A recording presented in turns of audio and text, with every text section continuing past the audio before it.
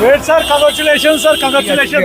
आप थोड़ा सा बताइए सर, जिस तरह से स्पेकुलेशन है कि आपने जीत दर्ज की है, क्या कहेंगे इसके लिए सर? शुक्रिया अदा करता हूँ लोगों का, बहुत बार शुक्रिया अदा करता हूँ लोगों का जिन्होंने ये मैंडेट दिया है, और आपके ज़रिए उन तक ये बात पहुँचाना चाहूँगा कि इस मैंडेट की कदर की जाएगी और उसी तरह की नुमाइंदगी की जाएगी पार्लियामेंट में जिस चीज़ के लिए उन्होंने ये मैंडेट दिया है। सर, उमर अब्दुल्ला ने ट्वीट किया, आपको मुबारकबाद दी है उन्होंने, तो कहा है कि मैं आपका साथ वहाँ तो नहीं दे सकूंगा, मैं चाहता था कि आप आवाज़ उठाएंगे। मैं चाहता था कि वही इसी तरह का ट्वीट मैं उमर अब्दुल्ला साहब के लिए करूँ, उनको मुबारकबाद पेश करूँ, मगर नॉर्थ में जिस तरह की ट्रेंड लग रही है कि लोगों ने फैसला कुछ और किया है, उम्मीद करता हूँ कि जिस चीज़ के लिए उन्होंने वोट दिया है इनर साहब की वो रिहाई मुमकिन हो, और अगर ये ट्रेंड सही है तो मैं इनर साहब के खालवादे को, इनर साहब को मुबारकबाद देता हूँ और इस मैंडेट की कदर करते हैं।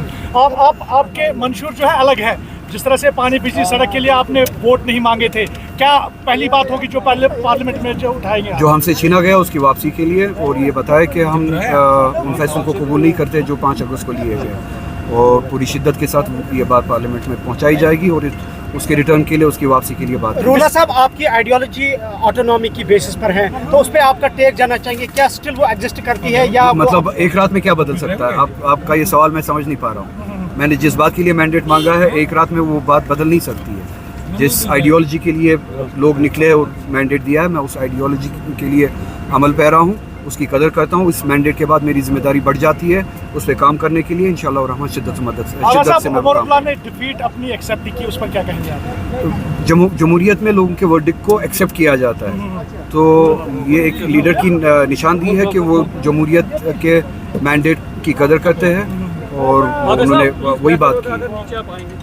वहाँ पे काम है निकलते वक्त। सर आप कंटिन्यू कीजिए सर, जिस तरह से निकलते वक्त, जिस तरह से अभी सर लास्ट वन क्वेश्चन, जिस तरह से अभी एनडीए की तरफ से और जो इंडिया अलायंस की तरफ से बताया जाता है कि नेक मुकाबला चल रहा है, क्या आपको लगता है कि इस बार अपोजिशन स्ट्रांग होगी अगर बीजेपी? लगता नहीं है, स्ट्रांग हो रही है।